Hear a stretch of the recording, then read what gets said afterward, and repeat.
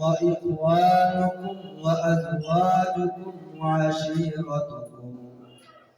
قال النبي صلى الله عليه وسلم: لا يؤمن أحدكم حتى أكون أحب إليه من والده والناس أجمعين.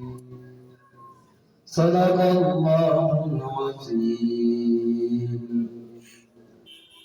حمد بقدمر خدائے پاک را، حمد بقدمر خدائے پاک را، آکے ایمان داد مشتری خاک را، آکے در آدم دمید روح را، آکے در آدم دمید روح را। মুআজ্জাজ মুহতারাম বিরাদর ইসলাম, সেই মহিয়ান মরিয়াদ আল্লাহ তাআলার উপর শুকরিয়া আদায় করি যে রব্বুল আলামিন আমাদেরকে দুনিয়াতে পাঠাইছেন, যে রব্বুল আলামিন আমাদেরকে পাঠাইছেন মুসলমান বানিয়ে এবং আমাদের জবানের আওয়াজকে উঁচু করিয়ে, জবানের কণ্ঠের আওয়াজ দিয়ে এবং এমন একটি চক্ষু দিয়েছেন যে চক্ষু দ্বারা পুরা দুনিয়ার নিয়ামত দেখার শক্তি দিয়েছেন। তাই আল্লাহ তাআলা শুকরিয়া আদায় করি আলহামদুলিল্লাহ।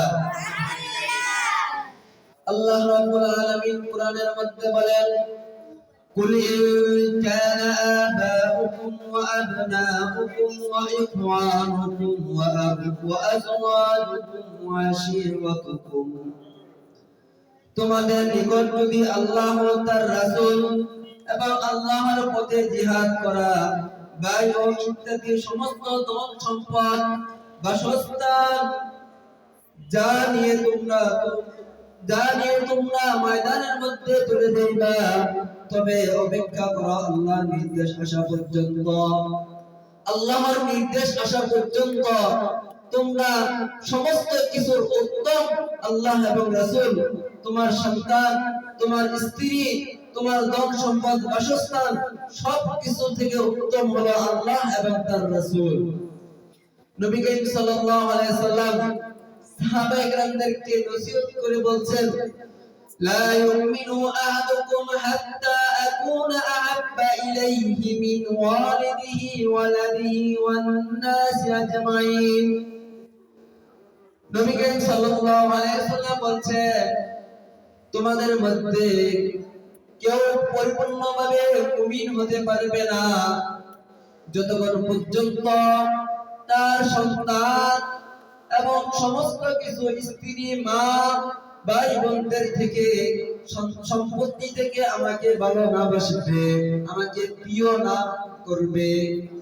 পরিপূর্ণভাবে মুমিন হতে পারবে না যতক্ষণ পর্যন্ত আমাকে সমস্ত কিছু থেকে প্রিয় না করবে। তাই নবীর আশিক সাহাবায়ে কেরাম কেমন আশিক ছিলেন, নবীকে কেমন ভালোবেসেছেন। একবার নবী করিম সাল্লাল্লাহু আলাইহি সাল্লামের শরীরের মধ্যে শিঙ্গা লাগানো হলো।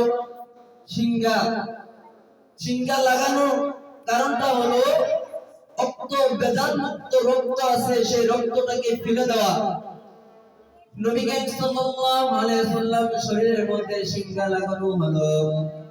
শিঙ্গা লাগানোর পরে এক সাহাবী আব্দুল্লাহ ইবনে জুবাইর রাদিয়াল্লাহু তাআলা কে বললেন: ও জুবাইর, যাও এই রক্তটাকে তুমি ফেলে দিয়ে আসো, যাও সেই রক্তটাকে তুমি অমুক স্থানে ফেলে দাও, দাফন মাটির নিচে দাফন করে দাও। আব্দুল্লাহ ইবনে জুবাইর সেই রক্তটা দৌড়ে এসে সেই রক্তটা খেয়ে ফেলছেন, পান করে ফেলছেন। এমন ভাবে ভালোবাসতেন নবী করিম সাল্লাল্লাহু আলাইহি সাল্লামকে। নবী করিম সাল্লাল্লাহু আলাইহি সাল্লাম সাহাবাকে বললেন: ও সাহাবী আব্দুল্লাহ ইবনে জুবাইর, তোমাকে বলেছিলাম রক্তটাকে তুমি অমুক এক স্থানে দাফন করে আসো, মাটির নিচে ফেলে দাও। তুমি সেই রক্তটাকে কি করেছো? সে আব্দুল্লাহ ইবনে জুবাইর বলছেন: ইয়া রাসূলুল্লাহ, ইয়া হাবিবাল্লাহ, আপনি সেই রক্তটাকে আমি পান করে ফেলছি, খেয়ে ফেলছি। এতভাবে মহব্বত করেছেন। নবী করিম সাল্লাল্লাহু আলাইহি ওয়াসাল্লাম বলেছেন, ও সাহাবায়ে কেরাম, তোমরা শুনে রাখো, যার পেটের ভিতরে এই মুহাম্মাদের রক্ত গিয়েছে, তোমরা সাক্ষী রাখো তার জাহান্নামের আগুন আরাম হয়ে গেছে। মুহাম্মদ মাশুকে হাজার দুস্তর দিল্লাহি ওয়ারমিদিহি ওয়া আদিল বাজায়েদিহি। হাজারো পিশাব আছে, বলেন সেই পিশাবকে মানো, সেই পিশাবকে সাজদা করলে জান্নাতে যাইবা। কিন্তু কবি বলতেছেন মাশুকে হাজারো পিশাব দেখলেও সেই পিশাবকে মন দিও না। মাশুকে হাজার দুস্তর দিল্লাহি ওয়ারমিদিহি ওয়া আদিল বাজায়েদিহি। এমন একজন পিশাবকে মন দাও, তিনি পুরা আসমান এবং জমিন পুরা পৃথিবী থেকে শ্রেষ্ঠ। তিনি বলেন হযরত মুহাম্মদ সাল্লাল্লাহু আলাইহি ওয়াসাল্লাম। পুরা পৃথিবী থেকে শ্রেষ্ঠ এমন পিশাবকে মনোযোগী দাও, ভালোবাসো।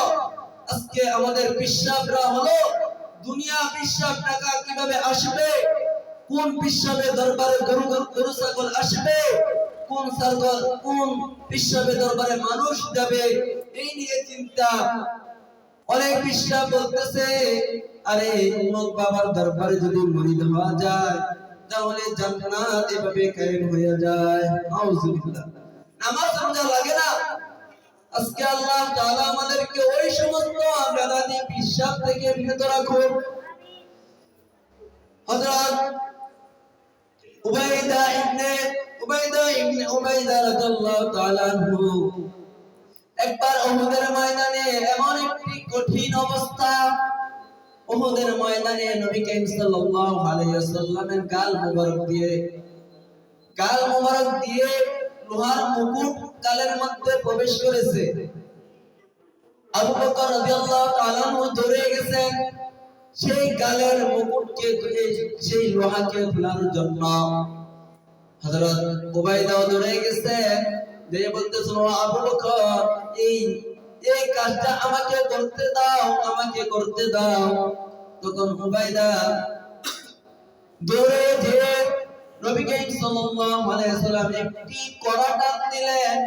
টান দেওয়ার সাথে সাথে তার গাল থেকে একটি কড়া খুলে গেল এবং তার দুইটি দাঁত ভেঙে জমিনের মধ্যে পড়ে গেল এবং দেখতেছে গাল মোবারক দিয়ে রক্ত গড়গড় করে পড়তেছে।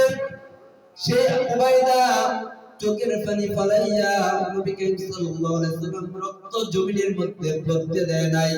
রক্তগুলো চুষে এবং জিহ্বা দিয়ে সেই জিহ্বাগুলো পান করেছেন, যাতে নবী করিম সাল্লাল্লাহু আলাইহি ওয়াসাল্লাম রক্ত জমিনের মধ্যে না পড়ে। দ্বিতীয় করা যখন পরের গালের মধ্যে টান দিলেন, কড়াটা টান দেওয়ার সাথে সাথে, দ্বিতীয় কড়াটা টান দেওয়ার সাথে সাথে তার আরেকটি দাঁত ভেঙে জমিনের মধ্যে পড়ে গেল, আরেকটি কড়া খুলে গেল।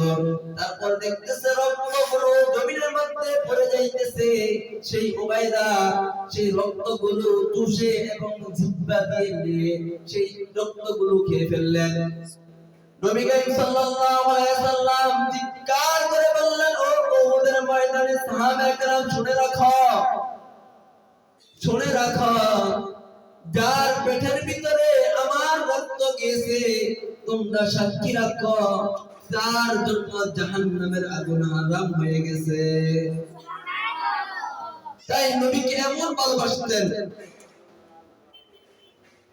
নবীকে এমন মহব্বত করতেন, পানের চেয়ে নবী যে সময় হযরত আব্দুল্লাহ ইবনে ওয়াক্কাস, সাদ ইবনে আবি ওয়াক্কাস শুনতে পেলেন উহুদের ময়দানে, যুদ্ধের ময়দানে ডাক এসেছে, তখন তিনি নতুন বিবাহ করেছিলেন, স্ত্রীকে বাসর ঘরের মধ্যে রাখিয়া শুনতে পেলেন অমুক এক স্থান থেকে ডাক এসে গেছে ইসলামের পতাকা মুসলমানদের বিরুদ্ধে যুদ্ধ করার জন্য। সাদ ইবনে আবি ওয়াক্কাস তার স্ত্রীকে ঘরের মধ্যে রাখিয়া তিনি সঙ্গে সঙ্গে যুদ্ধের ময়দানে চলে গেলেন। সেই সাদ ইবনে আবি ওয়াক্কাসের স্ত্রী বলতেছেন, ও সাদ ইবনে আবি ওয়াক্কাস, একটু ঘরের মধ্যে আসো, একটু ঘরের মধ্যে আসো, তোমার সাথে একটু কথা বলবো। সেই সাদ ইবনে আবি ওয়াক্কাস বললেন, না না না, ঘরের মধ্যে যাওয়া যাবে না, কারণ যদি ঘরের মধ্যে যাই তোমার মহব্বতে যদি আমি ডুবে যাই, নবী কারীম সাল্লাল্লাহু আলাইহি সাল্লাম মহব্বত যদি সরে যায়, তোমাকে আমি আর দেখতে পারবো না, আমি যুদ্ধের ময়দানে চলে গেলাম। নবী কারীম সাল্লাল্লাহু আলাইহি সাল্লাম কেমন ভালোবাসতেন। উহুদের ময়দানে কঠিন এক অবস্থা, পুরা মদিনায় একটি আওয়াজ চলে গেল যে নবী করিম সাল্লাল্লাহু আলাইহি ওয়াসাল্লাম শহীদ হয়ে জমিনের মধ্যে পড়ে আছেন। এমন কঠিন এক অবস্থা পুরা মদিনায় ছড়ে গেল। সমস্ত নারীরা ছটফট, গলা কাটার মুরগির ন্যায় ছটফট করতেছে। একজন মহিলা তিনি সেই ঘর থেকে বের হইয়া রাস্তা দিয়ে প্রবেশ করলেন। রাস্তা দিয়ে প্রবেশ করার পরে এক লোককে জিজ্ঞাসা করলেন, ভাই, শুনছিলাম নবী করিম সাল্লাল্লাহু আলাইহি ওয়াসাল্লাম দুনিয়াতে চলে গেছেন, শহীদ হয়ে গেছেন, কি অবস্থা মুহাম্মাদের, কি অবস্থা? সেই লোক বলতে লাগলেন, মা, আমার সামনে আপনার বাবাকে দেখলাম শহীদ হয়ে জমিনের মধ্যে পড়ে গেছে।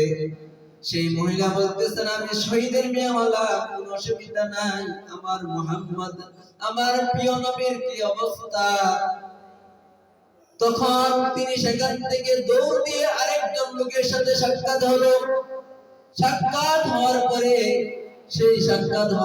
সেই লোকটাকে জিজ্ঞাসা করতে লাগলো। সেই লোকটা বলতে লাগলো, মা, আমার চোখের সামনে তোমার স্বামী দুনিয়াতে চলে যায়। তখন সেই লোকটা বলতে লাগলো, আমার চোখের সামনে তোমার স্বামী দুনিয়াতে চলে যায়। সেই মহিলা বলতে লাগলো, আরে আমি শহীদের স্ত্রী হলাম, আমার কোনো অসুবিধা নাই, কিন্তু আমার প্রিয় নবী হযরত মুহাম্মদ মুস্তাফা সাল্লাল্লাহু আলাইহি ওয়াসাল্লাম কি অবস্থা? সেখান থেকে আরেকটু হাঁটার পরে একটা লোকের সাথে সাক্ষাৎ হলো। সাক্ষাৎ হওয়ার পরে আরেকটা লোক বলতে লাগলো, মা, আমার চোখের সামনে আপনার ভাই দুনিয়াতে চলে যায়। তখন সেই মহিলা বলতে লাগলো, আরে আমি শহীদের বোন হলাম, আমার কোনো অসুবিধা নাই, কিন্তু আমার প্রিয় নবীর কি অবস্থা? তখন সেখান থেকে যাওয়ার পরে আরেকটা লোকের সাথে সাক্ষাৎ হলো। বলতে লাগলো, মা, কোথায় যাও, কোথায় যাও? সে মা বলতে চিৎকার করে বলতে লাগলো, আরে উহুদের ময়দানে যাইতেছি। কারণটা কি, উহুদের ময়দানে কেন যাও? শুনতে পেলাম আমার প্রিয় নবী হযরত মুহাম্মদ সাল্লাল্লাহু আলাইহি ওয়াসাল্লামের কি অবস্থা। তখন সে লোকটা বলতে লাগলো, আরে মা, তোমার কলিজার টুকরা সন্তানকে দেখলাম আমার চোখের সামনে শহীদ হয়ে জমিনের মধ্যে পড়ে গেছে। সে মা চোখের পানি ফেলে বলতেছে, আরে আমি দুনিয়ার বাবা হারাইলাম, মা হারাইলাম, ভাই হারাইলাম, সব কিছু ইসলামের জন্য শহীদ করে দিলাম, কিন্তু আমার নবীকে আমি ছাড়তে পারবো না। এত বেশি মহব্বত করতেন নবী করিম সাল্লাল্লাহু আলাইহি ওয়াসাল্লামকে। হযরত উবাইদা উহুদের ময়দানে কঠিন এক অবস্থা। সে উহুদের ময়দানে দেখতেছে বৃষ্টির ন্যায় উবাইদা ইবনে আব্দুল্লাহ ইবনে তালহা বৃষ্টির ন্যায় তীর নিক্ষেপ আসতেছে, চতুর্দিক থেকে তীর আসতেছে, তীর আসতেছে। তখন উবাইদা নিজের পিঠটাকে ডাল স্বরূপ দিয়ে তাদের দিকে দিয়ে রাখলেন। এভাবে তার পিঠের মধ্যে হাজার হাজার তীর ক্ষত হয়ে গিয়েছিল, তবু নবী করিম সাল্লাল্লাহু আলাইহি ওয়াসাল্লামের শরীরের মধ্যে একটা বিন্দু তীর ঢুকতে দেয় না। এত পরিমাণ আমার প্রিয় নবী সাল্লাল্লাহু আলাইহি ওয়াসাল্লামকে ভালোবেসেছেন। আমার নবীকে মহব্বত করা, আমার প্রিয় নবীকে মহব্বত করতেই হবে। আজকে যদি কোন বেঈমান নাস্তিক মুরতাদ আমার নবীকে কটূক্তি করে, সে পাঁচ ওয়াক্ত নামাজ মসজিদে পড়ে না, ফজর নামাজেও মসজিদে যায় না, আসর নামাজেও মসজিদে যায় না। যেই বেঈমান আমার নবীকে কটূক্ত করবে তার বিরুদ্ধে ময়দানের মধ্যে নামতে দেরি করে না। ইসলাম আমাদের কাছে এসেছে, নবী করিম সাল্লাল্লাহু আলাইহি সাল্লাম পৌঁছে দিয়েছেন। আমাদের প্রিয় নবী সমস্ত কিছু থেকে ভালোবাসতে হবে। আমার নবীকে কটূক্ত করবে এই বাংলার জমিনে কোন বেঈমান নাস্তিক মুরতাদ যদি আমার নবীকে কটূক্ত করে তাহলে উপযুক্ত জবাব দিতেই হবে ইনশাআল্লাহ। 3.5 হাত বটির মধ্যে যতদিন রক্ত প্রবাহিত থাকবে, আমার গর্দানে অপর মাথা যতদিন থাকবে, যতদিন আমার গর্দানে অপর মাথা যতদিন থাকবে, যদি কোনো বেঈমান বাংলার জমিনে যদি সে বড় ক্ষমতাশীল ব্যক্তি হোক না কেন, যদি সে ক্ষমতাশীলের প্রধানমন্ত্রী হোক না কেন, যদি সে ক্ষমতাশীলের এমপি সহ মন্ত্রী খেতাগিরি হোক না কেন, যদি কোনো আমার বেঈমান আমার নবীর বিরুদ্ধে একটা কথা বলবে, তাকে উপযুক্ত জবাব বাংলার জন্য দিতে হবে। যদি কোনো বেঈমান সেই এমপি হোক আমার নবীর বিরুদ্ধে একটা কথা বলবে, তার এমপি গিরি ছেড়ে বাংলার জমিন থেকে বের করতে হবে ইনশাআল্লাহ। আমার নবীকে এমন ভাবে ভালোবাসতে হবে। সেই ভারতের মধ্যে এলমুদ্দিন একটি ঘটনা, এলমুদ্দিন তিনি 18 বছরের যুবক, 20 বছরের যুবক। সেই ভারতের মধ্যে এলমুদ্দিন একজন রঙ্গিলা রাসূল বলে আমার নবীকে কটূক্ত করিয়া সে রঙ্গিলা রাসূল একটি বই লিখিয়া পুরা লাইব্রেরির মধ্যে পুরা ভারতের মধ্যে ছড়িয়ে দিয়েছিল। আমার নবীকে কটূক্ত করেছে, সে 18-20 বছরের যুবক সহ্য করতে পারে নাই। সে তরবারি নিয়ে মার থেকে বিদায় নিলেন। মা বলতেছে সন্তান, মার কাছে এসে বলতেছে মা তোমার সন্তান আমি একজন, তোমার সন্তান আর কেউ নাই, আমার বাবাও নাই, তোমার সন্তান আমি একাই। আমি আমার নবীকে কটূক্ত করছে, আমি আর ঘরে বসে থাকতে পারবো না। মা আমাকে বিদায় দিয়ে দাও, যদি শহীদ হয়ে জান্নাতে দেখা হবে। মা আমি ঘর থেকে বিদায় নিয়ে গেলাম, আমি আর মনে হয় ঘরে ফিরবো না। আমি যেই বেঈমান রঙ্গিলা রাসূল কটূক্ত করিয়া আমার নবীকে কটূক্ত করছে, তার গর্দান যদি আমি যতক্ষণ পর্যন্ত জমিনের মধ্যে না ফেলবো, ততক্ষণ পর্যন্ত আমি ঘরের মধ্যে বসবো না। সেই এলমুদ্দিন মা সমস্ত ফ্যামিলি থেকে বিদায় নিয়ে সেই রঙ্গিলা রাসূল যে আমার নবীকে কটূক্ত করেছেন তাকে খুঁজতেছেন, কোথায় গেল সে, কোথায়। খুঁজতে খুঁজতে সেই ভারতের অমুক এক জেলা থেকে খুঁজতে ঘুরতে সে জেলার মধ্যে, থানার মধ্যে সেই রঙ্গিলা রাসূল বই যে লাইব্রেরির মধ্যে লিখছেন, এভাবে খুঁজতে খুঁজতে দেখে একটি এলাকার মধ্যে, গ্রামের মধ্যে এক লাইব্রেরির মধ্যে সেই রঙ্গিলা রাসূলের লেখক সেখানে বসে রয়েছেন। আমার নবীকে কটূক্ত করেছেন, কটূক্ত করার কারণে সেই যুবক মাকে ফেলে দিয়ে, শুধু মা একটি সন্তান দুনিয়াতে আছে, সেই মাকে ফেলে দিয়ে মা কোথায় থেকে খাবে সেই সন্তান চিন্তা করে নাই। মা কোথায় যাইবে, কার কাছে যাইবে সেই সন্তান চিন্তা করে নাই। সেই নবীকে কটূক্ত করার কারণে সে মা থেকে বিদায় নিয়ে তার কাছে যায় হাজির হয়ে গেলেন। হাজির হয়ে তরবারিটাকে বের করিয়া তার গর্দানকে কেটে দিয়ে তরবারির আগার মধ্যে তার মাথা থেকে আটকিয়ে হাসি খুশির মধ্যে হাসতেছেন, রাস্তা দিয়ে হাঁটতেছেন।